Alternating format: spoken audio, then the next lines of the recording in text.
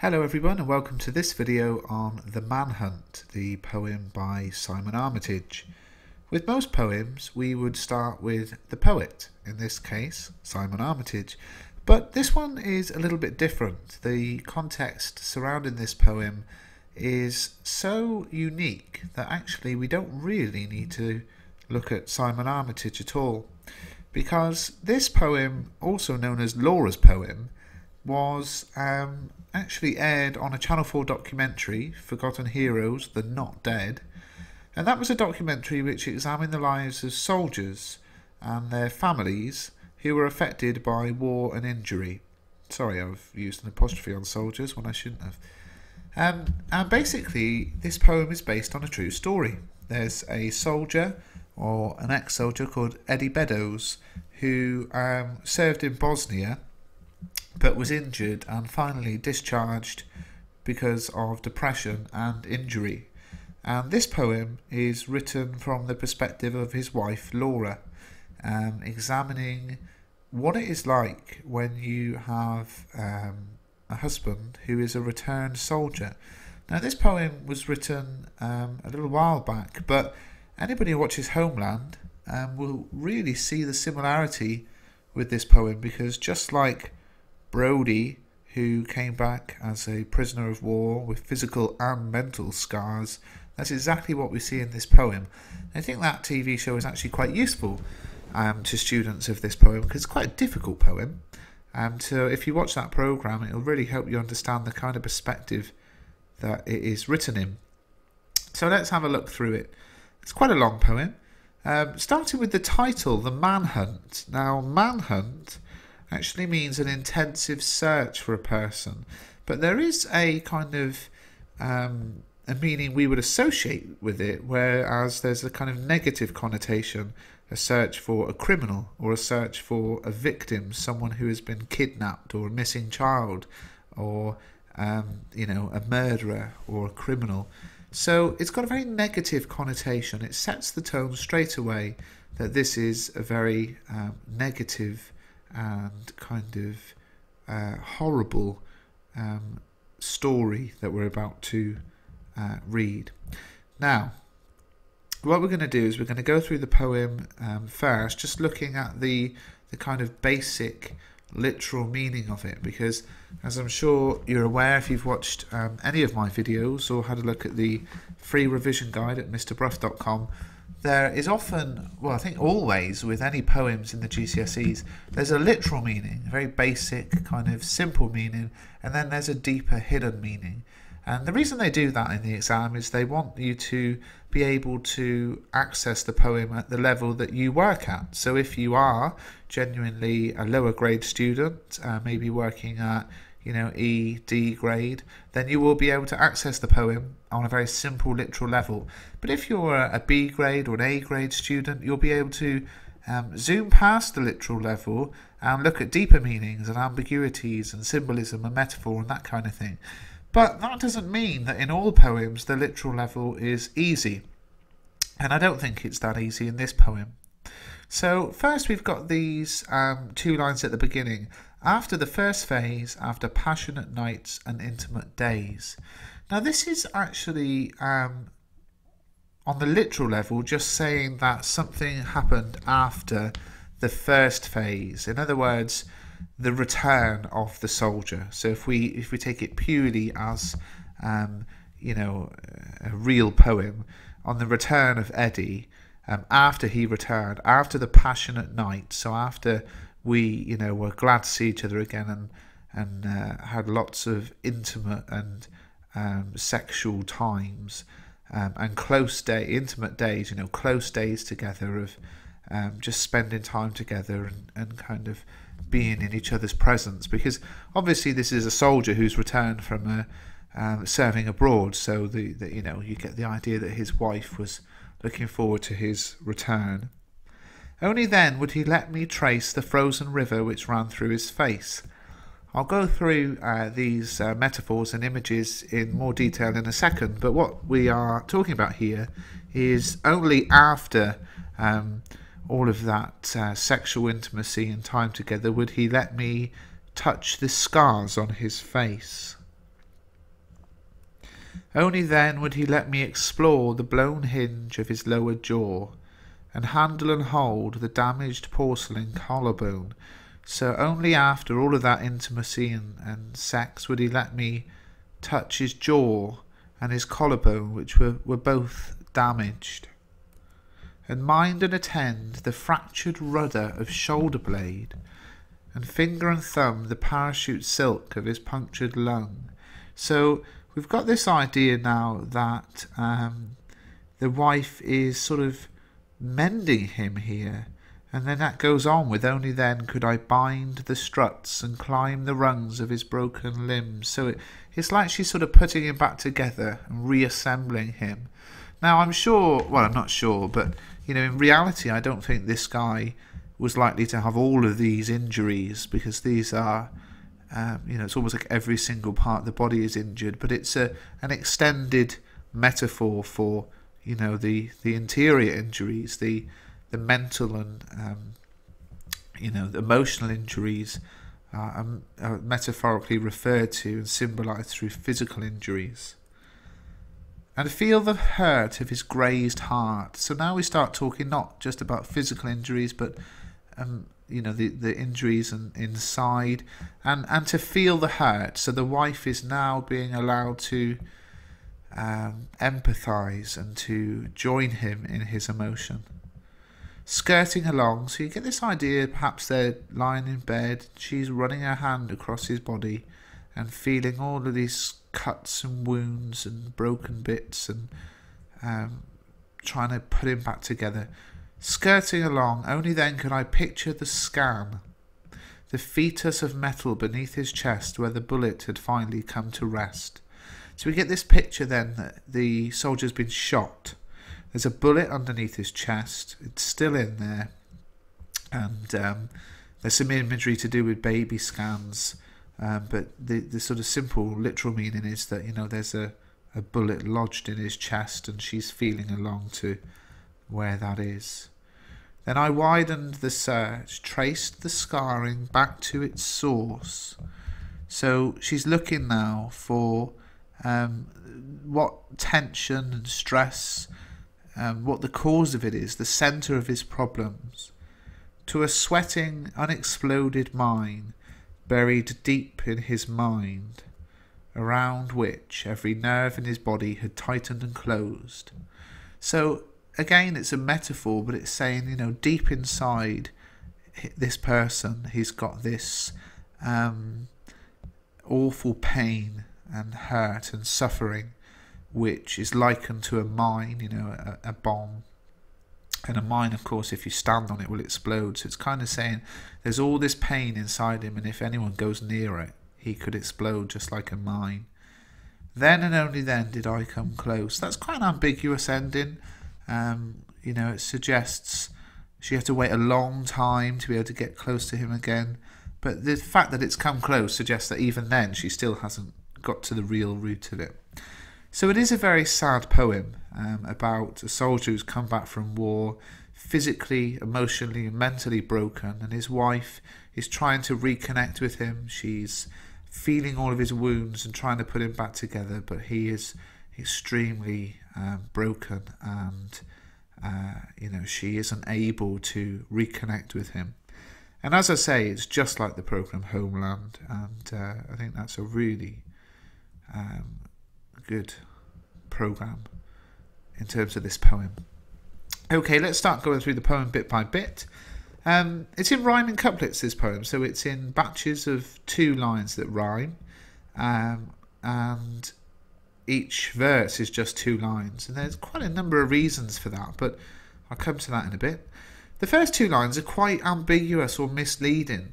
They seem to be about a healthy and passionate relationship. After the first phase, after passionate nights and intimate days, and we get this kind of idea that, you know, this is 2 people maybe at the beginning of a relationship who've just got together and are in love, and, you know, having lots of sex whilst they're kind of in that madly passionate part of their relationship. And of course that is, you know, partly true, because he's come back from you know, war, So it is like, you know, a fresh start to the relationship.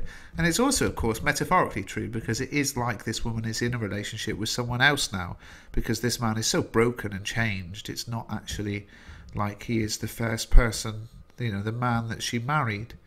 So that is quite a misleading beginning. But of course, by the title, we know that this is a negative, or a negative isn't quite the right word, but this is quite a morose poem. So the first two lines don't really seem to tie up with that. There's a contradiction. It doesn't quite fit together. And of course, that is very much a metaphor of their relationship, which is, you know, not fitting together, certainly at the beginning. Only then would he let me trace the frozen river which ran through his face. Now, this is a very interesting metaphor, the frozen river. Because what it means, I got this picture, it's not a real picture, it's just a computer image. What she's talking about is a scar on his face, which looks like a frozen river. So if you look at the picture, you know, the idea that this looks like a frozen river. Now, of course, the image of a frozen river is quite clever, because if a river is frozen, it's unable to flow, and it's unable to do what it's designed to do. It's unable to function. And that is exactly what this soldier is like. He is unable to function. Frozen would suggest that he's stuck. He is, you know, unable to escape from this horrible position he's in, these feelings. And river suggests, you know, a depth to his feeling, and perhaps a sort of ferocity to his feeling. So really clever metaphor there that you can look at. And then we have a look at this bit over here. Only then would he let me explore the blown hinge of his lower jaw. Now, there's a repetition of only then. And also, that tied up with the fact that it's really short verses, rhyming couplets all the way through. So you've got very tiny verses. You've got very short lines with very fast repetition. And you've got the repetition between the verses, and it shows the tiny, almost baby steps of progress that are being made in their relationship. It takes a long time, a very patient wife to slowly, over and over again, go through the same things to unpick the pain in her husband. And then we've got this image, the blown hinge of his lower jaw. So at this point, you know, on the literal level, she's feeling his jaw, and it's you know, been broken or it's damaged. The fact that it's his jaw suggests that is broken, suggests that he's unable to talk to her. So you know, if you've ever seen someone with a broken jaw, they mumble because their jaw's wired together. But it's a symbol, it's a metaphor. His jaw, the part of him that speaks, is broken. Blown hinge is such a great image though, because what is a hinge? Well, a hinge is a flexible attachment which allows things to open or shut. So a hinged door, the hinge is the little metal bit between the door and the door frame, and then it kind of sticks the door to the door frame and allows it to open and shut. But there are so many things you can pull out of this. You can pull out the fact that the husband himself is unhinged, as in mentally unhinged, as in kind of mentally, you know, dangerous, volatile, unpredictable. You could talk about the fact that he, again, like in the earlier image, is unable to function like a broken hinge. You know, if a hinge is broken, it can't do what it's made to do. So again, the husband can't do what he's made to do, or what he is supposed to do. So he can't be a soldier anymore because of his physical and emotional pain. He's been discharged. But he also can't be a husband. He can't function as a husband anymore. Can't love and protect and care for his wife. And then again, a hinge, if a hinge on a box or a door is broken, it's unable to open. So is this again a symbol saying, or a metaphor showing that the husband is unable to open up? He's unable to communicate and open up. Well, we're going to pause it at that point because I'm getting up to 15 minutes. But this is the Manhunt Part 1. Please do look at now the Manhunt Part 2. Moving on in the poem, we have this line, or these lines: and handle and hold the damaged porcelain collarbone. And we move away now from the quite aggressive and harsh imagery of hinges and frozen and blown to porcelain, Very interesting. Porcelain is a very delicate ceramic, and I think this is one of the first times we're seeing that actually the soldier is a very delicate person. He's not just kind of like a big, rough, tough guy who's got battle scars, but he has a very soft and delicate side to him that is very easy to break. And mind and attend the fractured rudder of shoulder blade. Rudder is a very interesting image. A rudder, of course, is the device on a ship that is used to steer it. And again, this comes up with this image, this metaphor of the soldier being unable to function, unable to move, stuck, static, unable to go forward. All of these images, really clever from Simon Armitage, even though this poem is based on a real event and is therefore, you know, somewhat limited in the kind of artistic license. These images are so clever to symbolise the soldier. And finger and thumb the parachute silk of his punctured lung. Well, parachute is an interesting word because we might associate it with the military. Soldiers use parachutes. And of course a broken parachute, a ripped parachute, is no use to anyone. So again, it's this function image of the soldier being unable to function to do what he was made to do.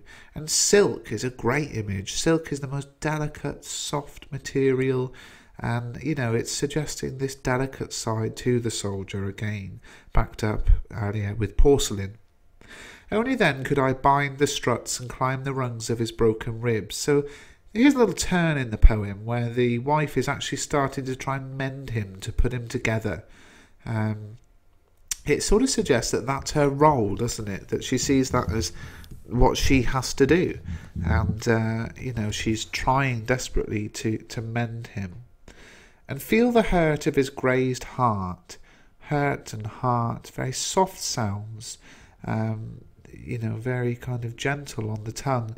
And really used there to suggest the sound there reflects the softness of the intimacy and the emotion being felt here. A grazed heart. He's broken-hearted. It's a physical thing. You can have a grazed heart, but we're talking here about emotional pain and emotional damage. And she's starting to feel it. I think she is empathizing with him. She is understanding him. It doesn't mean, I think, well, it's ambiguous, but I think it's not just saying she can feel it with her hand, but she feels it herself. She's starting to feel his pain, to empathise with how he is feeling. Skirting along, only then could I picture the scan, the fetus of metal beneath his chest where the bullet had finally come to rest. So we're talking then about this idea that he's got a bullet lodged in his chest. But the image used to symbolise the whole thing is this idea of a baby scan. So you've obviously, I'm guessing, all seen a baby scan. And it's used to sort of suggest that it's the same thing as the bullet that is lodged in his chest. Now, of course, there is a sort of reality in this, because he would have had a scan to reveal where the bullet was checked. An X-ray would have been taken of his chest, and they would have seen the X-ray, which is quite like a baby scan. So you can see the kind of, again, the literal level. You know, you can understand where the imagery comes from. But what else? Why is this bullet like a fetus? Well, a fetus is inside of you, like the bullet is. It's growing. It has, and I think that's the key thing. It grows and it develops. And I think it's a metaphor suggesting that that bullet, that wound, will grow and develop into something else. It won't just stop there. It will continue to grow and cause more and more of an impact on the soldier, just like a growing fetus would on a mother as it grows into a baby. Then I widened the search, tracing the scarring back to its source. Interesting, this bit. Widened the search is a very strong image that brings us back to the title of Manhunt. You see it, don't you, when you know, say someone goes missing. They look, you know, within 20 miles, and then they say police are widening the search. We're now looking within a 50-mile radius. And again, it reminds us of the importance of the title, that she is searching for her husband. And the hostile and negativity of the imagery of a manhunt and widening a search is used to reflect the hostility that is in this man. And you know, it is a criminal thing that he has come back so broken. So she widens the search, tracing the scarring back to its source. So she's trying to kind of find where it all comes from. Why is he this broken man? To a sweating, unexploded mine buried deep in his mind, around which every nerve in his body had tightened and closed. So what she's saying here is that the cause of all of his pain, the deep emotional root of it, is an unexploded mine. Well, a mine is something that is like a bomb that you put under the surface of the ground so that as someone walks along, they don't see it and they stand on it. And when they step off it, it explodes and blows up at least their legs. That's how a mine works. Now, the interesting imagery about a mine is that if you get too close to it, it's dangerous. And certainly if you touch on it, you're dead. I mean, if you touch that mine, you can't then let go because you'll blow up. So I think that's a metaphor for how the wife is with the husband. If she gets too close to the cause of this emotional pain, it's dangerous. And if she touches on it, it will be the death of her. Not literally, but metaphorically, it will cause such torture and torment. And then we have, again, as we've seen in so many poems, as we've seen in Brothers, as we've seen in Nettles, a last line which is quite ambiguous. Then and only then did I come close. And it's this idea of I come close. What does it mean? Does it mean that after a long time of little steps of trying to work through his pain, to empathise, to understand him and to put him back together, I came close to my husband. We were close again. We were bonded and united. Or does it mean I came close to understanding him? You know, I didn't actually fix him or mend him or empathise or understand or find him in the imagery of the manhunt, but I came close. I nearly got there. It's an interesting ambiguity to end the poem with. If you found this video helpful, then why not download the free revision guide? It's an ebook available exclusively at mrbruff.com, and I've written it to accompany all of my videos. With each chapter of the book there is a link to the relevant video, and as you can see on the screen as I whiz through it, there is an absolute immense wealth of information in this guide to cover all 3 courses, and it's being updated regularly too. If you want a copy, then just head over to mrbruff.com and click on the ebook tab and this little book cover here, and it will download it to your device, be that an iPad, computer, whatever. I hope you enjoy it and get a lot out of it. Thank you.